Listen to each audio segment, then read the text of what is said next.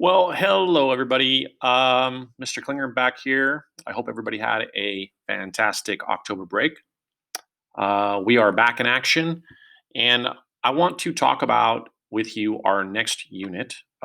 This is going to be gold sheet number 3, or you can think of it as like our third unit. We previously just had an exam on the road to independence, and we've talked about a lot of events that were taking place that led up to the revolution. The revolution has now started, and our country, while at war, is needing a new government. And so, the whole point of this lecture is to talk about something called the Articles of Confederation, which was a document that was established um, by the new government of the United States to provide some structure so that it could fight the British during the war. And we're going to be talking about the articles, some of the weaknesses of these Articles of Confederation. And we're also going to be talking a little bit about the Constitutional Convention and what happened as a result of this new plan of government. And when it becomes unsuccessful, what is the solution to fix the problems that we learn exist within this brand new government that we're forming? So, if you follow along with me here, there are some notes that go along with this unit. And you can look into this week's work and you'll find these guided notes here that go along with my lecture. As you listen to my lecture, I would definitely follow along with these notes. You don't have to fill anything in here, of course, as the last time. Just follow along and you'll see that the notes are sort of connected to some of the ideas that I'm presenting to you. So I will ask you to pause this video at certain times to watch videos that are more informative, that are embedded into this week's work. So, as I say, when I ask you to pause and watch a video, I'll refer to the video that I want you to watch, and then you can restart up this lecture and then just move right along. So, I would also recommend that you don't watch this lecture at one time. Break it up into parts if you want. Even though I may be speaking for a long period of time here, it doesn't mean that you have to watch me continuously. Watch me for as much attention time as you have. Take a pause from it, maybe take a day off from it, and then come back and finish it up. Okay. So that's sort of the intent of this, is to give you some more background and explain some more of this information to you. Notice how these notes are laid out. There are certain vocabulary words that you should be familiar with. You might see some of these vocabulary words within the assignments that are assigned, as well as the standards that we're following here, sort of the essential questions that we should be able to answer when we're finished. Okay. So we're going to continue on here. And I'm going to go ahead and open up this lecture for you and talk a little bit about the Constitutional Convention and what will lead up into the Constitution of the United States. Okay. So in 1776, at the signing of the Declaration of Independence, we have 13 colonies that ultimately are trying to organize themselves in an attempt to fight the British. But we have to keep in mind here, though, that when we talk about we, the people of the United States, we wanted to have a confederation or a group of states that were fighting for freedom and liberty and the pursuit of happiness and all the things that Thomas Jefferson talks about. But each state was very independent in the way that it thought. There was a loyalty to states at this time that existed far beyond what we would consider the greater good of the United States. So if you were a Virginian, for example, or you were a person who was from Pennsylvania or the Carolinas, or you were a person from Maryland or New York, you oftentimes thought of your state first and the needs of your state before you would consider the other interests of the states. So there's an attempt in this second Continental Congress, the one that establishes the Declaration of Independence. There's an attempt to protect the rights of states first and foremost, so that the idea of a dictator or a monarch or somebody coming in and taking over everything could be avoided. So in this picture here, we see that there's stars representing now the new states that have been formed. But they're very independent in the way that they're thinking. In fact, each state had its own set of laws that were oftentimes different from each other, and they they tended to want to protect that what we call sovereignty, or that independence, that individual independence. So even though they're coming together to fight the British, they have this common cause. The British is the enemy now.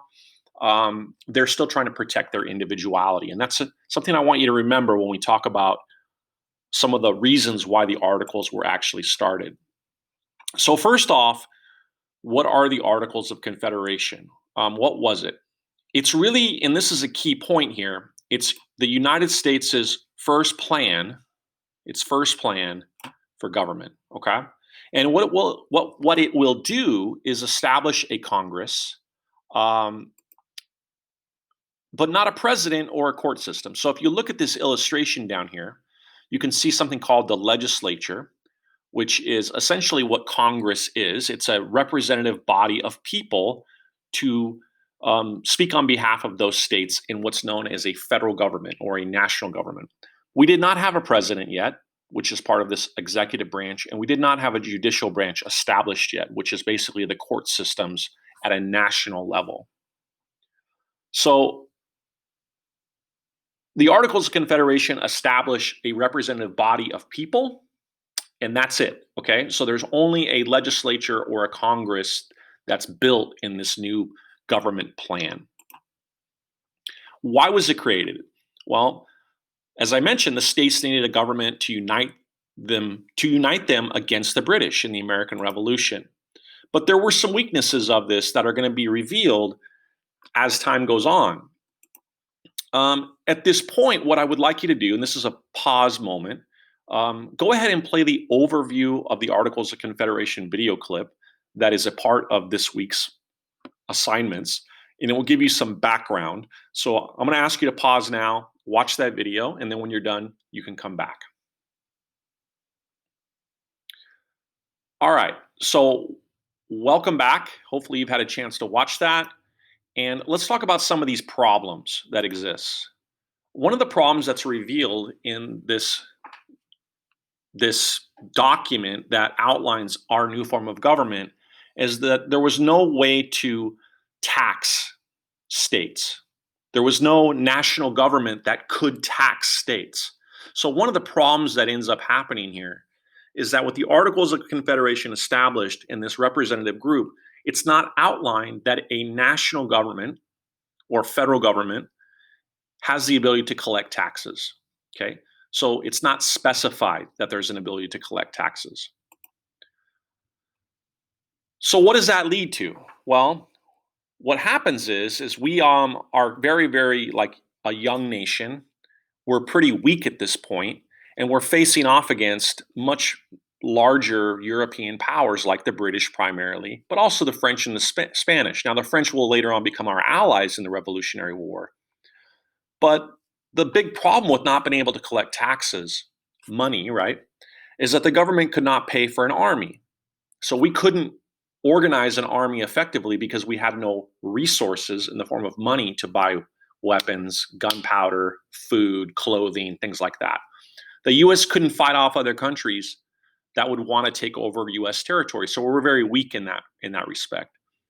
And then Congress down here, it says Congress couldn't raise funds to pay off a war debt later on when a debt is established once we start to borrow money. We had no way to collect taxes to pay that off. So when the French come to us and they say, hey, we want some money back for the money that we've loaned you, we kind of look at them and go, well, we can't get anybody to pay, because in the articles, it's sort of mentioned that that it encourages states to participate in the federal government by giving money, but it doesn't demand it. It doesn't require it. Another problem was in the articles that there was no common currency. So what we have here is we have different states using different money, and so as a result, if you were in Virginia and you crossed over the border into Maryland, they might have completely different forms of currency, and the value of that currency could be different from one another. So without having a common currency, it made buying and selling things very difficult. In fact, what we start to see once the articles are written is that states, because they all had different forms of cash, different forms of money, they start to barter a lot. People start to just trade things. And it's not really an effective way to run a nation when you don't have the ability to have a common currency like we do today. So imagine if you lived in the United States today and we could trade using all these different forms of currency. The value of currency could be much different depending on what state you were in, right? Problem number 3 is that passing laws under the Articles of Confederation was really, really hard. The way that they wrote this plan out was that 9 of 13 states had to agree to establish a new law. Now, I don't know about you, but to get 9 people to agree on anything out of 13 is really, really hard because everybody has different opinions. They have different value systems. They have different wants and needs. So the idea of getting 9 states to agree to anything was virtually impossible. Also, even if you could get 9 out of 13 states to agree to create a new law, if you wanted to change that law according to the articles, all 13 states had to agree to the change 100%. It's not a majority at all, but just rather 100%. And that becomes, again, virtually impossible to change a law that would be established by chance if you could get it established. And so a lot of states become extremely frustrated when they want a new law created to protect the interests of the new United States. They can't get all the states to buy into it, to establish it, and then more importantly, if it was not a good law, to change it, you need 100%, and it was really, really difficult. Another problem, problem number 4, was that oftentimes states felt like there was unfair representation in this new legislature, this new Congress. Under the Articles of Confederation, okay, every state, no matter how big in size or how small in size, that's by population or by just geographical size, every single one of them only got 1 vote. And, if you lived in a large state like New York, for example, and you had a large population, you had a lot of, economic activity, and you go into Congress and you're trying to protect the rights of your citizens within your state, you really felt like it was very unfair that Rhode Island, for example, a very small state with a small population, had as much of an equal say in everything as you did. You almost felt like if you were a New Yorker, you should have more say because you had more people, you had a greater contribution to the overall economy, and there's this pride thing I think there too. So unfair representation becomes a big issue. Now, what's going to happen is because of these 4 big problems, um, there's going to be a lot of sort of like states kind of doing independent things. So we go to 1780, I think it's like 1783, I think. I could be wrong on the date. I don't know why I'm having a brain fart right now. But Shays' Rebellion is going to be a rebellion that's going to take place in the state of New York. And there's going to be some angry farmers that are going to rise up against this new government. And what I would like you to do now is pause again this lecture. And I have another video that I'd like you to watch. It's called Shays' Rebellion, which is a part of this week. So go ahead and pause this now, watch this video. And when you come back, we'll talk a little bit about Shays' Rebellion.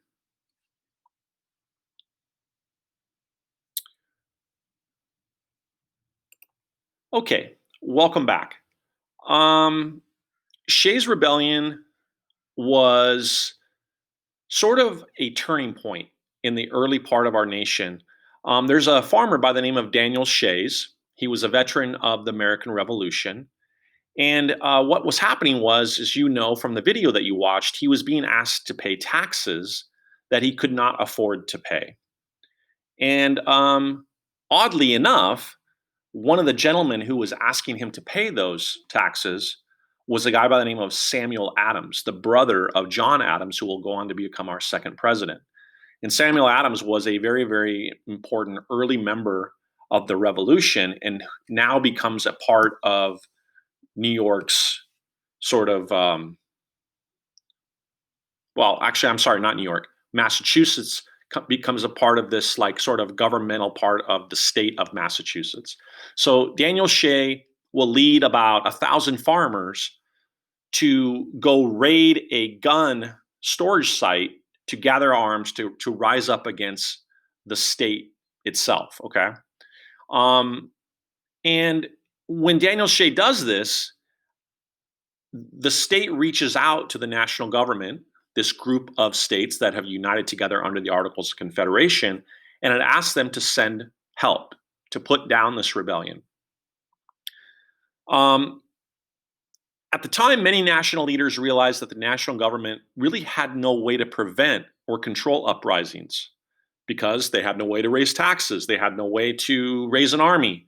And so what it ends up happening is Daniel Shea's rebellion has to be stopped by the state itself by raising a militia, that's a volunteer group of people to get arms and go put this rebellion basically down. Now, Daniel Shea, as you've watched this video, you'll realize that Daniel Shea was threatened with being put in prison because he couldn't pay his debt, and also he would lose all of the land that he had acquired, which was essentially at this time a big marker of your success in life is if you had land, because land could produce an income.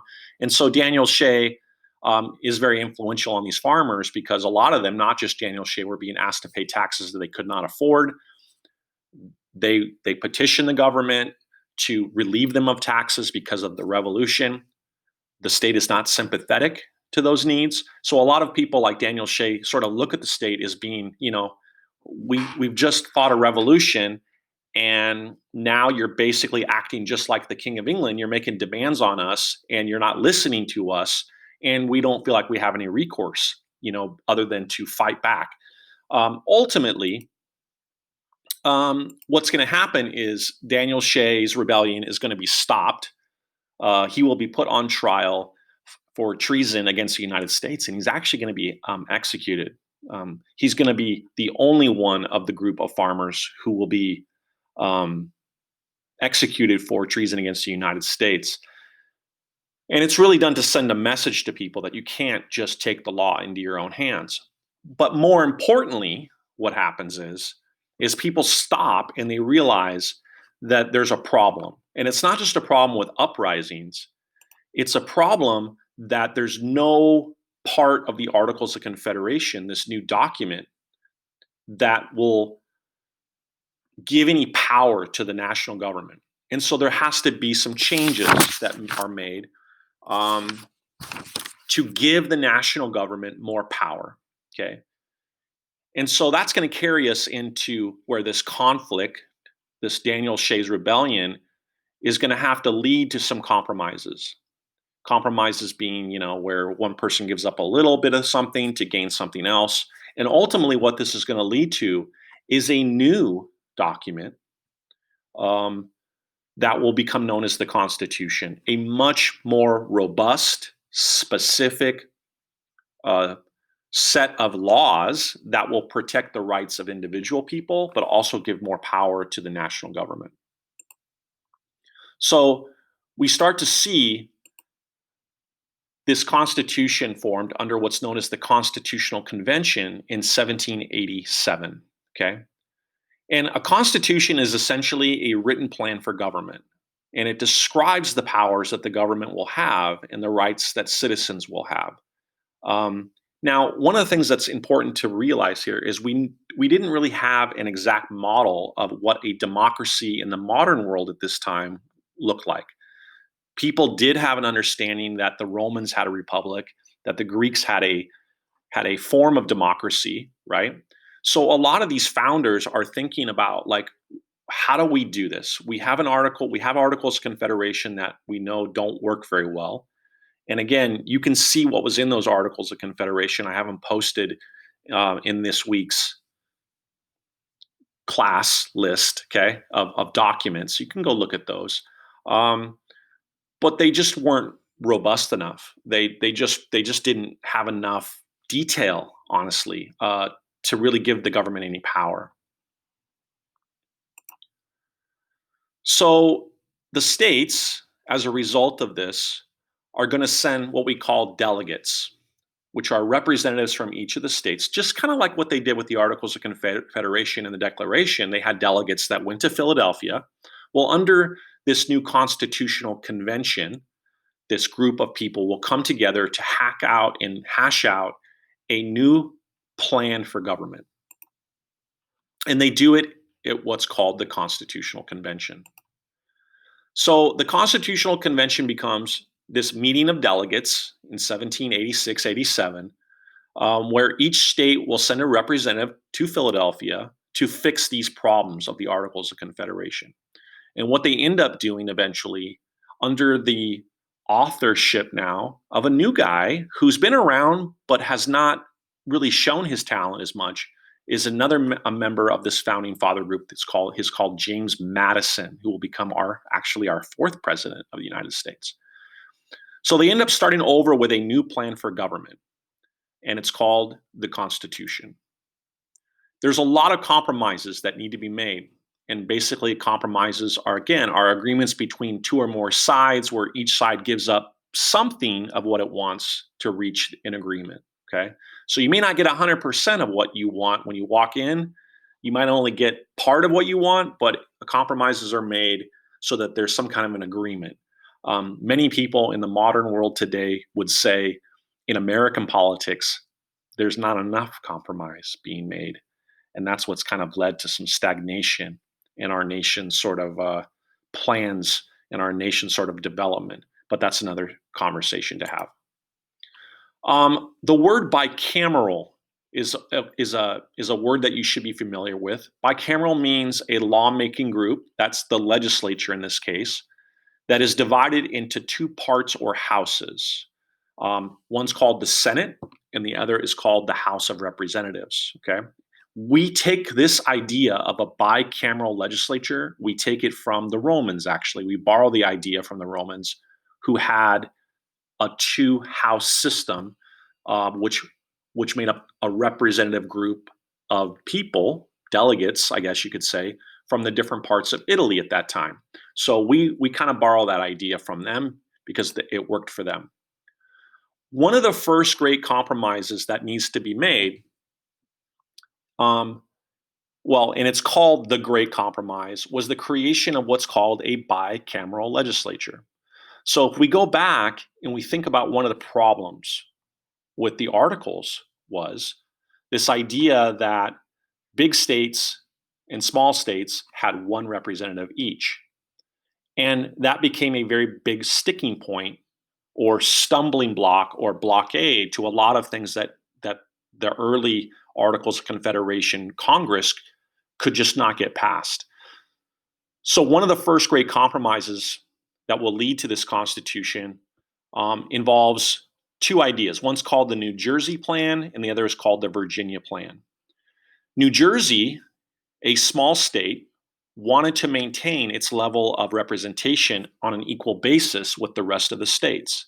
So it brought together an idea called the New Jersey Plan, where the states would receive the same number of representatives in each of their states. Virginia, which was a larger state by population, and by the way, larger geographically, wanted to make sure that they had a strong voice and that their voice wasn't lost and sort of drawn out by smaller states. So they came up with the idea that the number of each state's representative should be based on its population.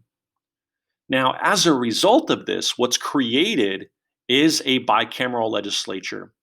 This is the compromise that's created to create what we still have today, which is called Congress. And Congress is composed of two houses. One is called the Senate, and the other is called the House of Representatives. So the New Jersey Plan, we see come to reality now in what will become known as the Senate. Each state in this country will have the right to two representatives or delegates called senators regardless of how many people they have in their state, regardless of the population size. So New Jersey, the New Jersey plan becomes true in the sense that the Senate will be formed and each state will get 2 representatives. The Virginia plan will come out as what we know as the House of Representatives, where each state will get a number of representatives to represent those people based upon its population. Now, how is that determined? Well, every 10 years, there is what's known as a census, CENSUS, that's taken. And the census will determine how many people are living in that state that are eligible to have, to basically be represented. So, one of the importances of the American census that happens every decade, every 10 years, is you'll literally see people walk around neighborhoods trying to find people to make sure that they get counted in this what's called census, because the census is really important to determine how many representatives we get in the national government. Another big problem or issue at this time was the issue of slavery. Um, the northern states, primarily the New England states, were not really hip on the idea of slavery. They really thought that slavery was bad, that it was literally an abomination. Um, and so, therefore, they didn't want slavery. Now, of course, if you lived in the South, what we're going to find out is in that Southern economy that we've talked about, large plantations require lots of amount of human labor, right? So in the southern states, from basically Maryland, Virginia to the south, all the way through the Carolinas, we're starting to see that the population is growing, and primarily it's growing because more slaves are being brought in from the outside. So a lot of members of the Continental Congress realized that to bring up the idea of ending slavery in the United States would not work, because there was just too many people that wanted to see slavery go on. And especially if you were in the South, you felt like you had a right to own slaves, and you used even the Bible as a source of fact that you had a right. People would actually quote scripture from the Bible that would say, that man has a right to have slaves, etc. So what happens? Well, in order to determine population, which is an important part now of determining representation in the House of Representatives, there's something that's called the 3/5 compromise that's created. So every 5 slaves would be counted as 3 people, as 3 whole people. So if I went through and I took a count, okay, of, if I counted 15 slaves, then, for every 5 slaves that I count, I would get 3 representatives, or three votes to representatives in this new census. The slave states got more representation in Congress because of that, even though their white population may have been lower than their New England and Middle Colony, fellow citizens. They wanted to make sure that they got some equality when it came to that representation.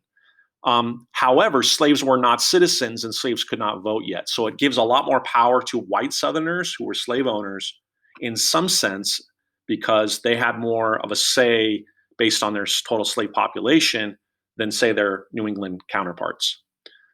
What did New Englanders get out of this deal? Well, basically, they said that the importation of slaves from Africa would only be allowed for 20 more years after the Constitution was signed.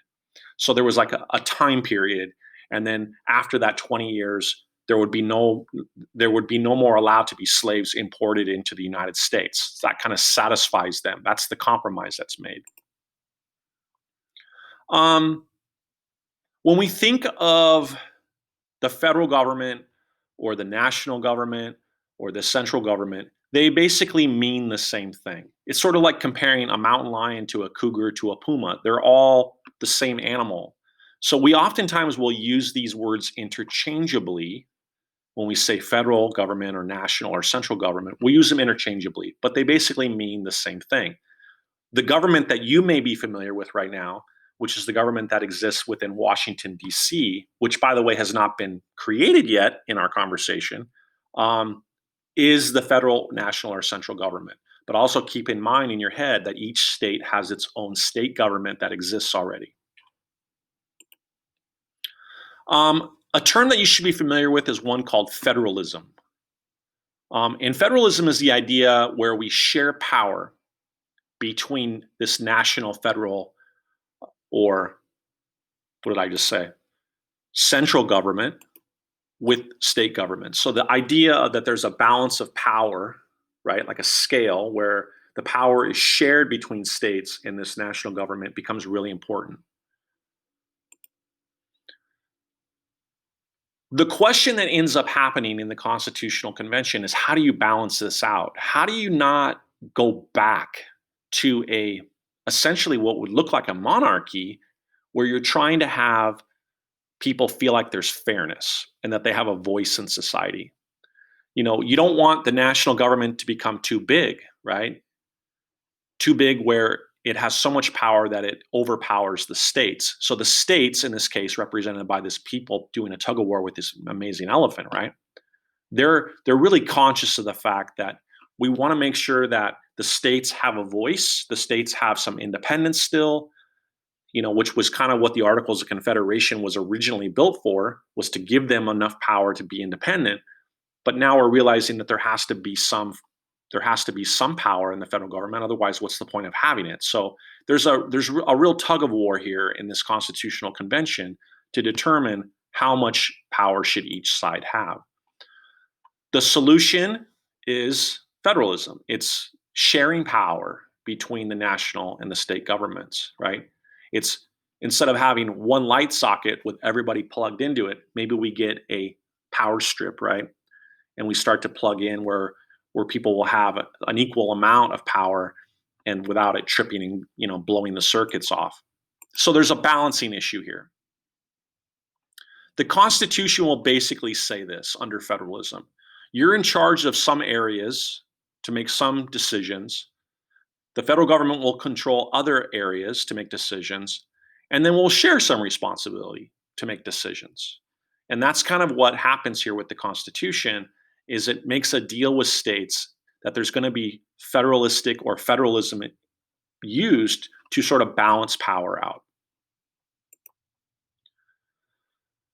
So a compromise being national versus state governments here is this: federal versus states' powers. What's decided in the Constitutional Convention will be that the federal government will have the power to tax, which it didn't have under the Articles of Confederation, right? And that's why it didn't have the ability to raise a federal army to stop Shays' Rebellion. It will control trade between states. So in other words, if I buy something and I want to sell it and take it across the border into another state, maybe there's a tax that's levied against me for trading outside of my state. The federal powers would be that they had the power to pass laws now, which they did before, but it didn't work because it was so hard, right? You had to have 9 out of 13 to create a law and then 13 out of 13 to change it, and it was just too difficult. They would have the power to create an army, right? A national army. They could declare war against other nations, and they could print money. They could print a national currency, which again solves one of the problems of the Articles where everybody was printing separate money from each state. And now we're going to have a part of the national government where we're going to have the ability to print money that's interchangeable through all the states. The states would get, again, the power to tax also within the borders of their states, what's known as state taxes. So going back to the federal power, the federal government could tax and collect federal taxes now that would go straight to this central, national, or federal government to be used. And the states would also have a secondary tax to help the needs within their borders. The states could pass and enforce laws within their borders. So they could create laws that might be different within their borders than their neighboring state. They could control education and determine how the population was educated within their borders, which becomes really important when we think about school, right? How do we determine what people learn?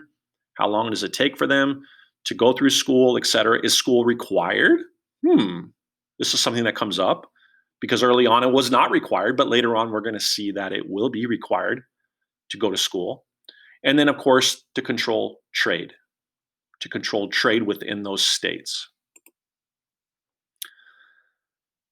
The Federalists will be a group of people that will form a coalition, which will become known as one of our first political parties in the United States. It's led by Alexander Hamilton, James Madison, John Jay, and a few other gentlemen. They believed that the national government should have actually more powers in the state, that it needed more powers. They felt like if there was too much power given to the people, it would ultimately lead to anarchy, and anarchy means basically chaos. So early political parties are formed based upon people having a similar interest in how they had a vision of what the purpose and function of government should be. And the word political party, by the way, comes from the idea that early founders used to invite people to their homes for dinner parties where they would have dinner with them, they would sit around the table, they would talk about their ideas about government and what the things that they wanted to see happen in government, maybe some potential laws that they wanted to see happen. And so the word political party is an evolution of these dinner parties where people would be invited to come over with like-minded ideas to share their ideas and talk about strategy, basically about how they were going to work together to make things happen. The other political party that's kind of different than the Federalists, who call themselves Federalists, are called the Anti-Federalists. And those were those people who kind of argued against a strong constitution to make sure that states would remain a lot more autonomous or powerful individually. They believed that states, again, should have more power than the national government. And they really felt that if there was too much power in a central government or federal government, that it would lead to tyranny, and that people would rise up, abuse that power, sort of that, David Hume idea that, people needed to be, tyranny would be an infection, basically, that would sort of spread when people would get too much power. And so they wanted to limit that power, and they called themselves anti-federalists. Later on, they'll end up calling themselves Democratic Republicans. It will be a name that you'll hear. All right. So that's kind of where we're going to end with this. Just kind of a little recap here. If I go back real quick, what you want to make sure that you are following along with are these notes. And looking at these notes again for some key ideas. You want to know what the articles are. You want to know why they were created. I've gone over basically 4 problems that the articles had. Ultimately, Shays' Rebellion is going to be the catalyst. Catalyst means like the spark or something that causes something to change. So Shays' Rebellion in this case will lead to the formation or creation of this first constitutional convention, where they're going to hash out a new form of government now that is based on compromises. Okay, a new federal, central, or national government. The Great Compromise will determine how the how the legislature will be formed with a Senate and House of Representatives. The issue of slavery will be addressed, but it will not be stopped at this time. Even though there's people in the United States that were opposed to slavery, we're not going to see it end for another 90 years, actually. Quite a while. The issue of national versus state government and how much power it should have is a big part of the debate. And this is what leads to the first political parties that are ever formed in this country, is the argument over how much power should government have in a national form versus the states, okay? And that's kind of where we're going to leave off with this. Again, there's a couple of videos that you should watch where I paused at. You need to watch those. Also, make sure that you are familiar with these words here. These words. The assignments that we have is like a little bit of an interpretation of the importance of the Articles of Confederation, but also some of the problems with them, and also understanding what Shays' Rebellion was and why it's important. Okay, and that's where we're going to stop today with this lecture. Um, and again, just make sure you follow along with these notes, and you have these notes pretty good in your head. Okay, thank you very much for listening, and we'll talk to you later.